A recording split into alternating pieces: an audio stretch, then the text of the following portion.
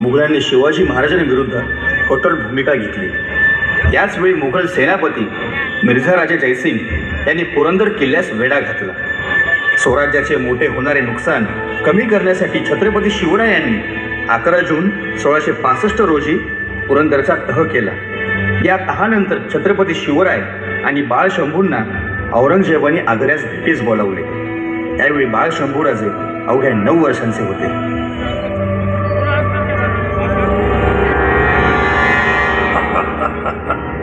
बहुत खूब। तो यह है मराठे का अगला छत्रपति। हमने सुना है कि इसकी ज़बान तलवार से भी तेज है और बर्ताव करने में तैयार भी। ए बच्चे, आलमगीर के सामने अदब से पेश आओ, समझे? रहने दो, बच्चा ही तो है, धीरे धीरे सब सीख जाएगा। तो तुम हो शिवा के फर्जन,